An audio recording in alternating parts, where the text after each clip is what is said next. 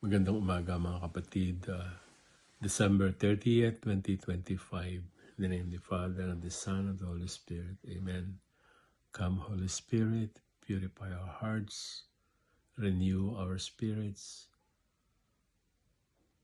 enlighten our mind with your word. Through Christ our Lord. Amen. In the name of the Father, and the Son, and the Holy Spirit. Amen. Today is the feast of Saint Jerome. We know that Saint Jerome has a deep love and devotion to the scripture. In fact, he was the one who gave us the Latin Vulgate.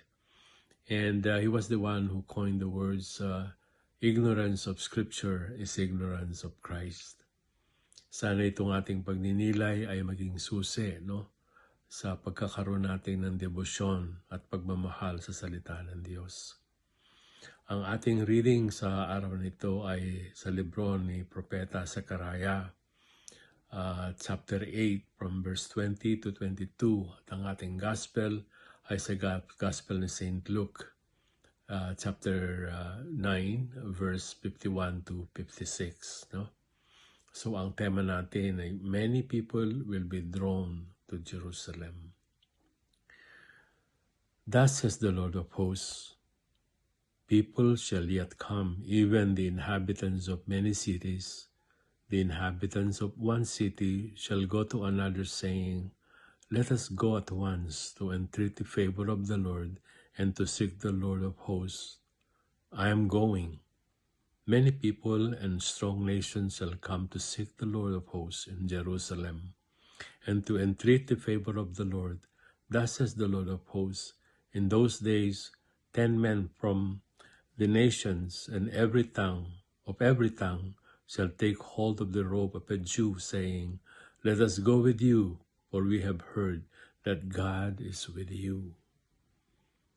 So, ang propeta Zechariah ay nagbibigay ng hope sa mga tao.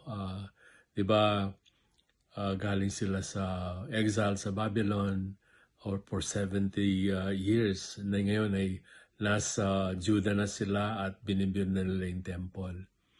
Pero merong lukewarmness sa kanilang puso sa pagbibuild ng temple. At ang inuuna nila yung kanilang mga bahay, yung kanilang mga mansyon, at inuuna nila yung kanilang sarili. No? So ang propeta Zechariah ay ni-encourage na tayo na at i-build natin ang templo. No? So ito yung propesya ni Zechariah na mapofulfill ang pangatlong promise kay Abraham. Di ba? Tatlo yung promise kay Abraham. Land, lugar, kingdom, at saka yung a blessing to all nations. Ang propesiyang ito ay natutungkol doon sa pagpunta ng mga bawat bansa na ang blessing ng Panginoon ay mapa sa mga bansa.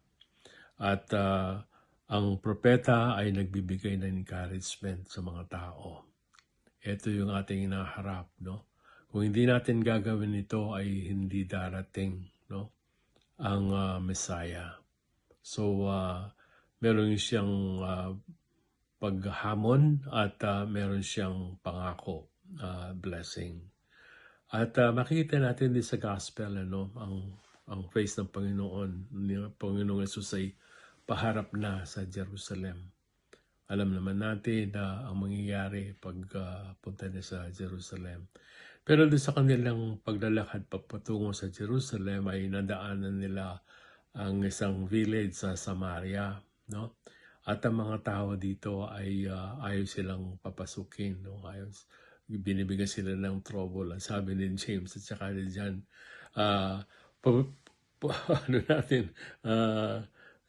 lipulin na natin sila. No? Padala natin ng lightning para malipol sila lahat. At rinibyok sila ng Panginoon.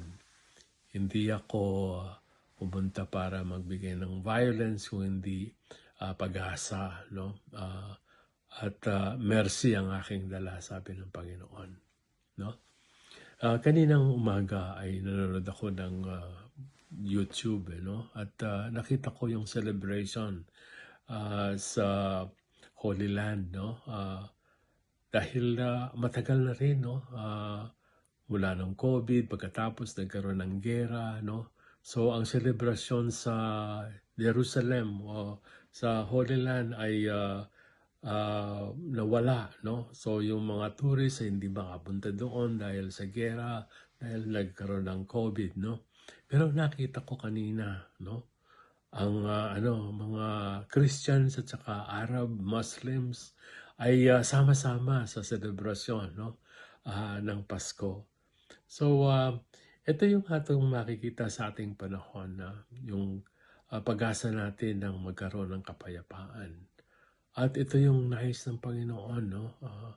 Kapayapaan sa lahat, no? Ito yung dala ng ating nakarang Pasko, no? Peace on earth, goodwill to men. Thank you.